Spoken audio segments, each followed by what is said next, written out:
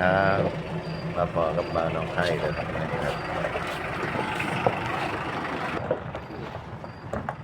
ครับออกทำงานเลยพี่น้องหมอกหลายครับมือนี้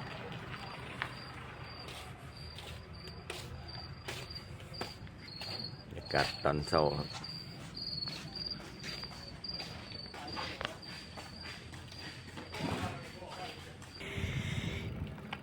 บรรยากาศหนาวๆพี่น้อง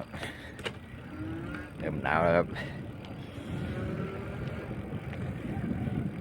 ขี่รถทีมมาเหมือนโอเคก็ไปเบิ้งท้อครับขี่รถทีมครับ